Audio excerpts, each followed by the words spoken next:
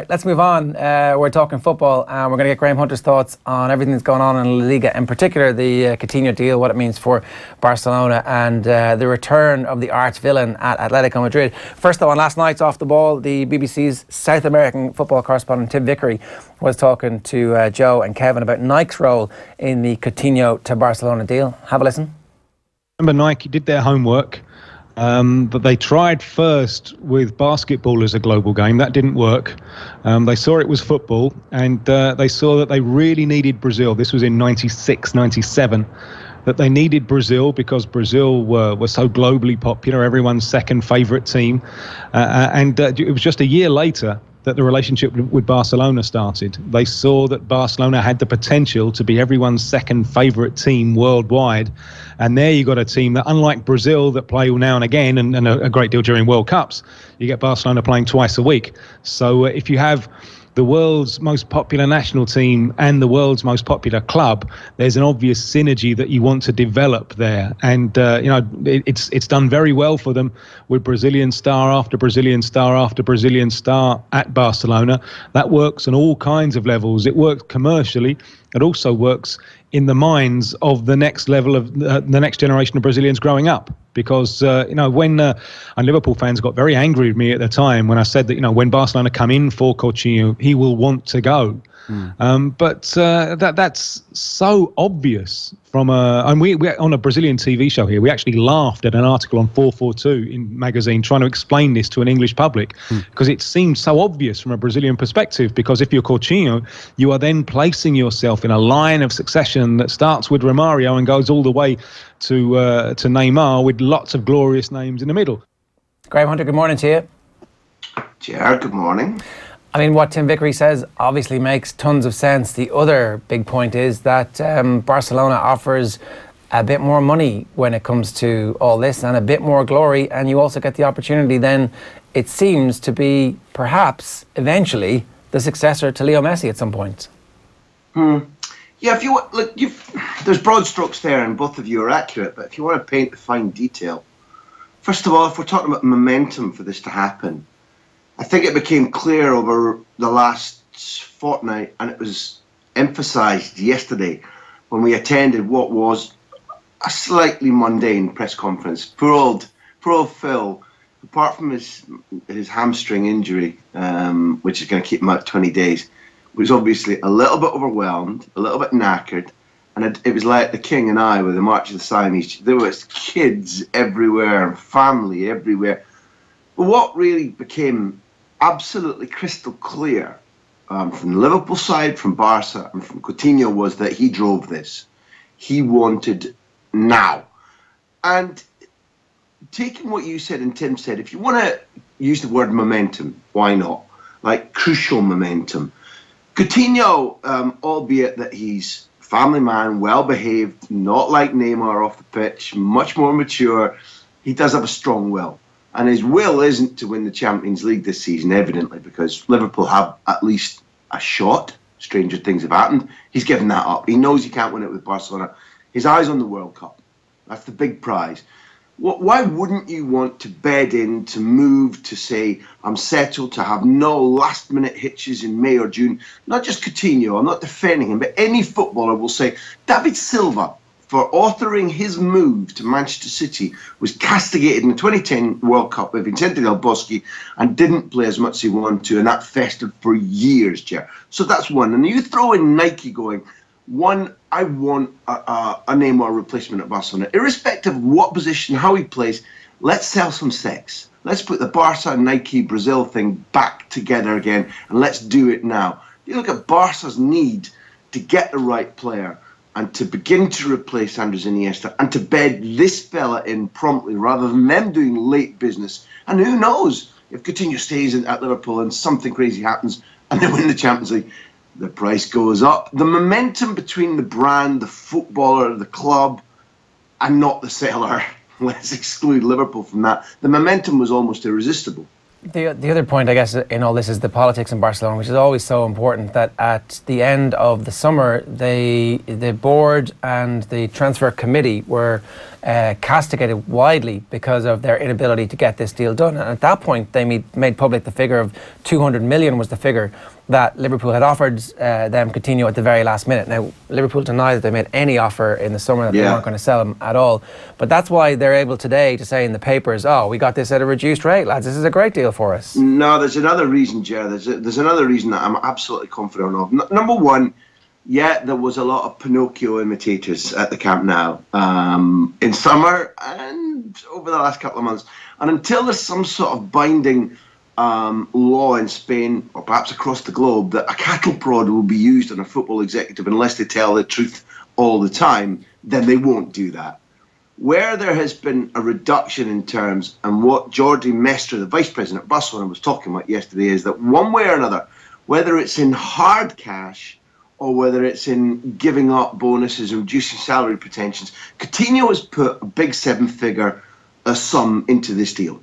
So the PR, the blah blah that was issued about last minute offers, I back you. There was a lot of tosh spoken. There was a lot of people trying to pull the wool over Barca fans' eyes, socios, members, paying members, shareholders, if you like. There was a lot of absolute nonsense spoken.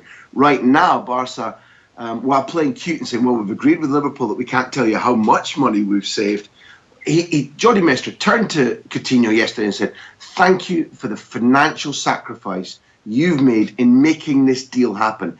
And I don't think he means lowering the wages that he's on at Liverpool, maybe lowering the wages that he wanted at Football Club Barcelona, putting some money of his own into the deal. And remember, Ger, Mascherano gave up 7 figures on his salary just in his desire to be at the Camp Nou, even though Pep Guardiola was telling him, you ain't going to play that much, fella. There are certain moments when players say, I'll tell you what, I'm rich enough that I'll make this happen.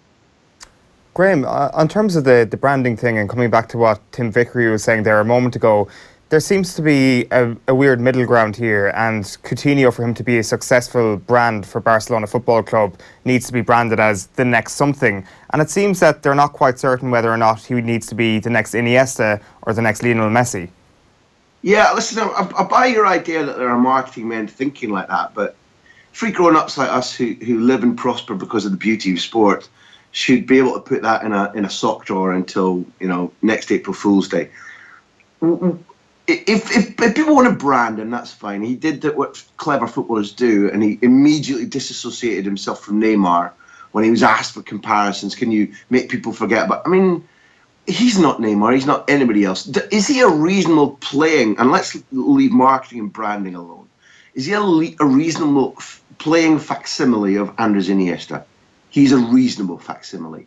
Can he do some of the things that Barcelona will cry over when Andres Iniesta finally retires, or when his current this season ratio of appearances drops back to the last 3 seasons? Iniesta started 71 of 130 La Liga games. That is going to go down as a ratio because he's 33, and because he has the type of physique that does take knocks badly. It does have an increasing repetition of muscle strains.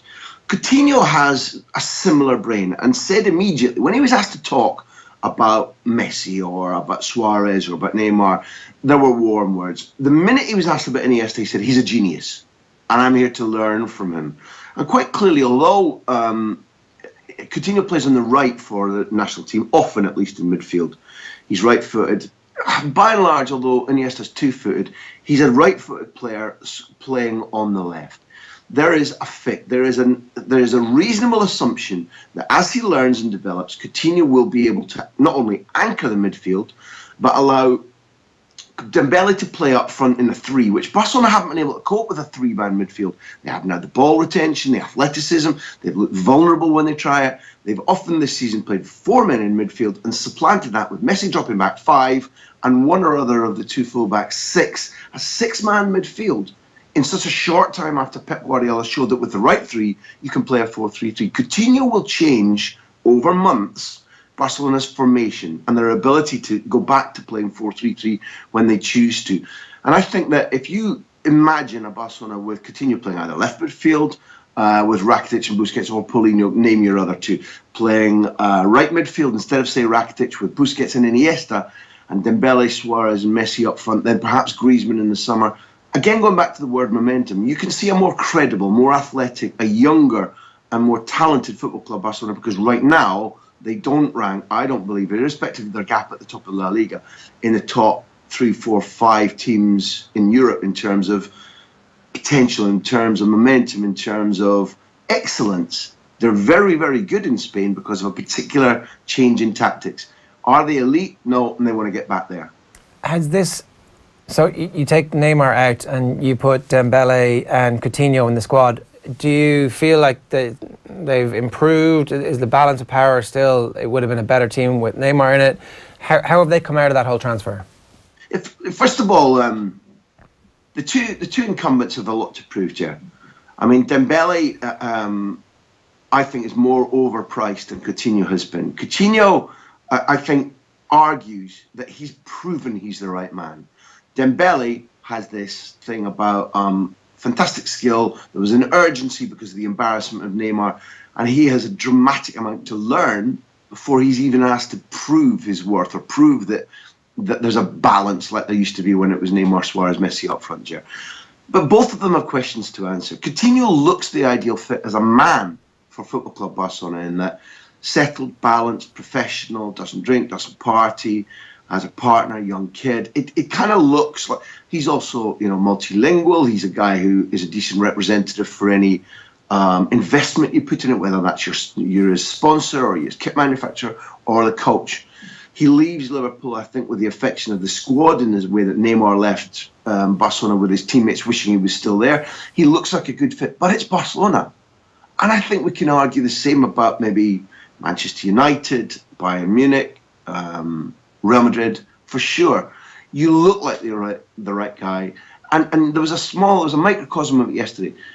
He sat there as the second most expensive footballer of all time. He should have lit up the press conference. And the second question was directly to Jordi Mestre, the vice president, and it was about, will you still have money for Griezmann in the summer? How on earth have you found all this dosh when you said you were blah, blah, blah, blah?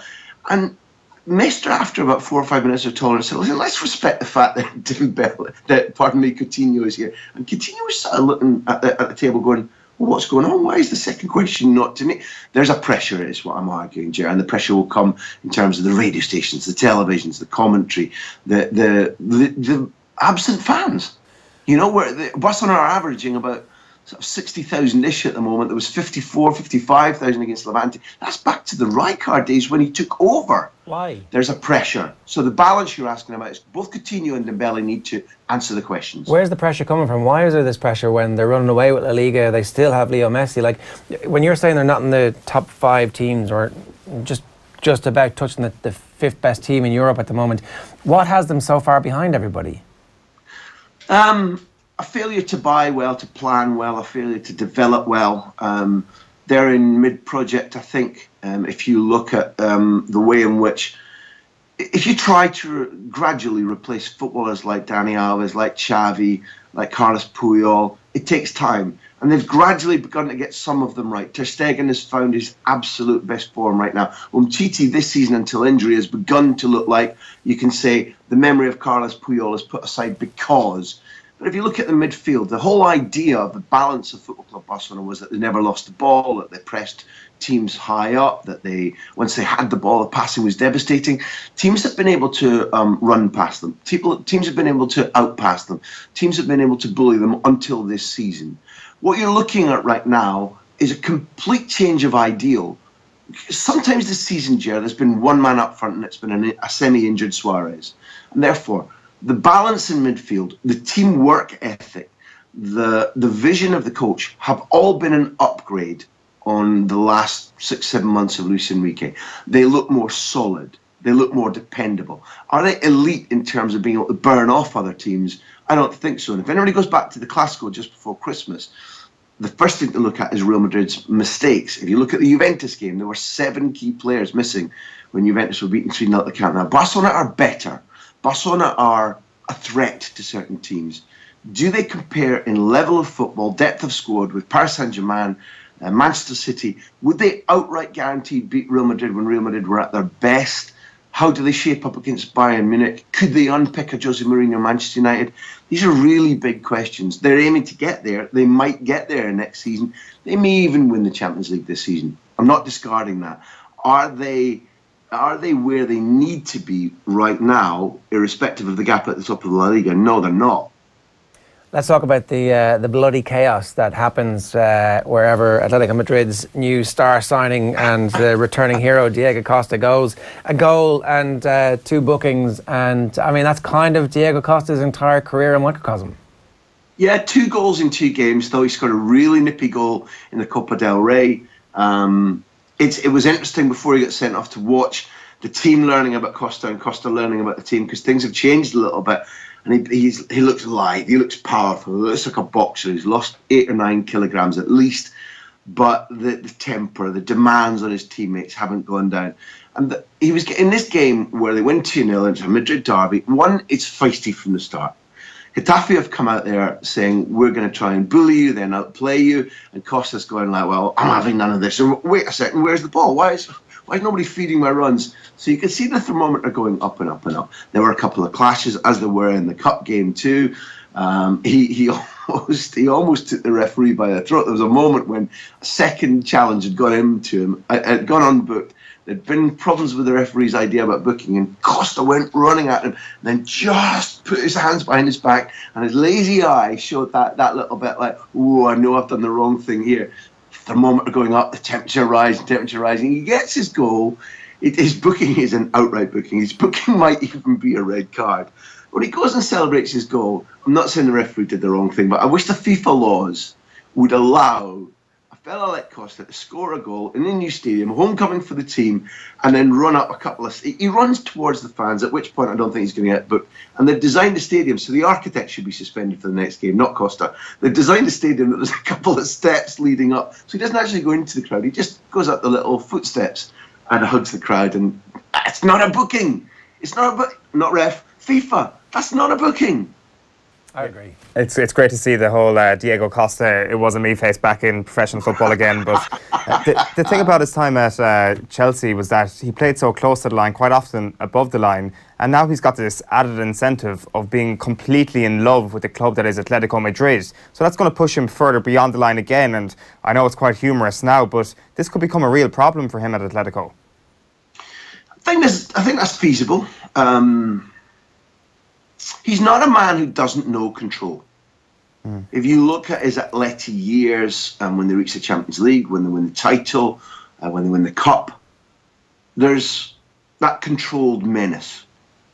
I think that in England, very quickly after he arrived at Chelsea, he began to phone Cholo Simeone and say, I'm not happy, get me out of here. You both know that the previous summer, there was a big bid made, and he thought he was going to get out of there. Some of what you saw in the Premier League was him going, I'm not going to be here very long. I'm going to control myself a little bit less. Oh, and by the way, the referees allow a lot more physical challenges, so I'm going to give back everything that I've got, and I'm going to drop my guard a little bit. He's not going to be an angel here. Don't mistake my message. But I think for as long as him and Cholo Simeone are getting on, there's a mutual respect. Simeone was a similar animal. Don't forget, it was compete at or beyond the edge of the lines for Cholo Simeone, but he managed to contain it sufficiently to have a very bountiful career. And there's a mutual respect between the two men. I think that teaching process will help a little bit while Costa's here. But will he be booked and sent off? Yes, he will. Will it spoil what he's bringing to Atleti? Right now, I don't think he's a man out of control, a man who won't be able to pull back and sort of surf that menacing potential rather than let it, wipe him out. Graham, I wanted to ask you about the Jose Mourinho, Antonio Conte spat, and just how long this has been in gestation and what you make of it, really, because frankly I find it kind of entertaining. I know that we're all supposed to be appalled and disgusted and repulsed by the fact that two grown men despise each other and are honest about their hatred for each other, but I know the football purists are a little bit like, oh my God, this is disgusting. But anyway, what do you think? No, let's have them on the show and let's torment them in that case, because You know, anybody who says that it's not entertaining, anybody who says that this generically isn't a central part of what's attracted to sport is either stupid or a liar. If you'd rather that, you know, people didn't use words like senile dementia, if you'd rather that Mourinho didn't falsify what Conte was initially banned for, and Mourinho doesn't go, insult asterisk, he was actually found innocent. Okay, so there have been injudicious moments in the spat. But number one, I think if you play with fire, you get burned. You know, it's been a long time coming for Jose Mourinho. He was called out by Pep Guardiola in 2011 in the semi-final of the Champions League in that brilliant press conference, that 2 minutes 45 rock and roll press conference where Guardiola said, "Where's the camera, Jose? This is to you," blah, blah, blah. Okay. You know, Mourinho's a Diego Costa. He knows where the line is, and he deliberately goes beyond it. He knows it has an effect. It's been a successful tool for him. Doesn't make Conte the Avenger, the Lancelot, you know, but it does mean that somebody has said, I know where your weak spots are, I'm going to go after you, and I'm not going to be held back by the threat of being banned or being fined. And Conte's going, bring it on. That's combat. Some of the terminology, particularly using senile dementia, that's not particularly funny. It's not particularly judicious or tasteful. The actual spat, it's not manufactured in the case of Conte. I think Mourinho's been caught out a little bit. And therefore, given that this is how Mourinho has dished it out to people throughout his managerial career, I say bring it on. Is it a harbinger of the beginning of the end for Mourinho? I mean, do we look back in 3/6 months' time and go, he escalated to a point that he kind of lost control and that was the clear sign? Or is this actually him bedding down now for, actually, I'm going to be here for quite a while and this is how it's going to be and everybody better get used to that? Well, let's be clear. Factually, I don't know. You're asking for an opinion. Not for the first time in my life. I have strong opinions, certainly when it surrounds Jose Mourinho. I don't think he's particularly enjoying himself. I don't think he's particularly enjoying life in Manchester. I think that second season kick-on, when traditionally Mourinho's been at his most powerful, is not something that we're witnessing right now. Are they competitive? Yes. Might they, with recalibration, be candidates to win the Champions League? Yes. So let's not get too hoity-toity about him right now. But if you're asking me about a countdown, and there's always a countdown with Jose Mourinho, my opinion is he deliberately used people who will say what he wants them to say to fly this idea about Unai Emery sacked and Mourinho at Paris Saint-Germain. Is it something that might tempt him, might take him away from United, in my opinion? Yes, but you can paint another scenario. Things are difficult for Zidane at Real Madrid. Before Zidane was appointed almost exactly 2 years ago, Florentino Perez asked Mourinho to come back. That's an unscratched itch. If Paris Saint-Germain were to put Real Madrid out of the Champions League and the League and the European Cup were gone pre-spring, Zidane's future at the Bernabeu would be not impossible to imagine, but it would be open to conjecture. And at that stage, if Mourinho's people were to contact Florentino or Florentino were to contact Mourinho's entourage, then that ticking clock that you hinted at, then maybe we need to pay more attention to that. It seems like a very strange thing for Jose Mourinho to want, because the itch that he wants to scratch that you mentioned there kind of seems slightly similar to the idea of taking over at Manchester United and finally getting his hands on that job. That whole lust for that job kind of feels similar to me now, for the lust to go back and try and do a better job at Real Madrid. He's a calculating man, so let's underline that we're talking about hypothesis. He's the Manchester United manager. The hypothesis about Real Madrid, you can start to make compare and contrasts. Did things go as well at Madrid as he wanted them to? No. Largely, was he defeated overall by Pep Guardiola? Yes. Was he hugely frustrated about not taking out his wish for revenge on Barcelona for not appointing him, his anger at not being the guy who coached Messi and Xavi and Iniesta at their very best? Did he get what he wanted out of that situation? No. Did he leave losing the cup final at the Bernabeu to Diego Costa and Cholo Simeone? Did he leave sooner than he'd wished to? You have to say those things are all still big factors. Manchester United, what's troubling him at the moment? I know that he doesn't particularly love the weather. I know that he's a little bit frustrated that he doesn't get his will done in terms of ins and outs. Who's in the way there? Well, not just Ed Woodward, but the owners too. There's a structure at Manchester United. You might criticise it. You might say it's not as good as in the days of Sir Alex Ferguson and David Gill. But there is a structure, and Mourinho is at least frustrated by it. He's expressed that himself. Look at Manchester, look at Real Madrid. Zidane may well stay. Zidane has earned the right to stay past one season where, even if he only won the 3 trophies that he's won since August, in general football terms, the right to stay is absolutely established. Would that happen if the European Cup was a fracasso for Real Madrid? No, I think it's legitimate to say that at that point there would be a potential for a man like Mourinho to come back. Now, what would he get? He would get a second shot at Barcelona with Messi older, Iniesta in the last season of his career, and Xavi gone. Attractive? Maybe. No Iker Casillas, with whom he fell out with so badly. No Pepe, with whom he fell out so badly. Cristiano Ronaldo's power at the Bernabeu hugely diminished. Is there a football director at Real Madrid that might get in his way? No. Would he begin to get the signings that he wanted? Direct communication with the president rather than owners in America who don't know anything about football and are only interested in the profit margin rather than the glory.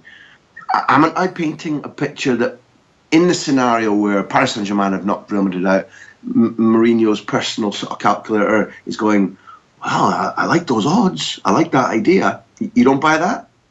Yeah, I do. Graham, Happy New Year to you. Thanks a million, man. And you, lads. I love the conspiracy theories that we get to indulge at this point. Like, I don't know what's going on with Mourinho, and I don't know where it ends up, but you can see the allure. The grass is always greener, right? That's the point. As in, that's why I think he wouldn't go back to Real Madrid. As in, first of all, he's been there and he knows exactly the shade of green that the grass is at Real Madrid. But also, Pep's dead. Yeah, Pep is. I look across and there's Pep again. Like that's a fair point. I will accept that. But this notions of grandeur that he had about Manchester United just seems very similar, like this sleeping giant almost, which you can't really consider Real Madrid because they won the Champions League last season. But they will get to that point if he just needs one more Champions League to be great. He just needs one more to be like truly great. If he did it with United, then it's that would be amazing. But there is more. Look likely, does it? I think his best chance of winning a Champions League is with PSG, and the PSG job could be coming up relatively soon. It's hard to know. First of all, he will have a happy, I would say a happy camp, but then we've seen what's happened despite the fact that they're killing everybody in Ligue 1 this season, like little things between Dani Alves and Cavani and the likes of that. But I think Jose is just happy when he's winning. When there is a league title chalked down, everything else kind of falls into place with him. I would say it's more likely that the next manager of Real Madrid wins a Champions League before PSG do. Just because there's like that accepted, received tradition of the team winning the competition, whereas everybody at PSG is massively overpaid. So everybody's coming into work going, I'm guaranteed to earn between 25 and 50/100 million over the next 4 or 5 years. What about ambition? What about the ambition? What if I don't actually try a leg today? I'm still getting paid. You're still going to get paid at Real Madrid. Yeah, but they know how to deal with that. They've always had that. They've always had the best culture. players in the world. But and also just to support your argument a little bit more, even though I don't necessarily agree with it, is that you get a last hurrah Cristiano Ronaldo. Somebody who's just going to play above and beyond for as hard as he can for the next 2 years. And he can play 15 games a season or 20 games a season, and they can be the Champions League, like the important away games in the Champions League or the important home games in the Champions League. You don't even need to play him against Ludogorets if they ever make it. Sure, but I think PSG aren't as far away from the gritty culture as you might believe. I think a couple of years ago, I think you're right. But I think now, excellence breeds excellence. Neymar didn't move there to earn money. Well, he did, a little bit. But Neymar certainly has competitive interests at heart when he makes that move to PSG.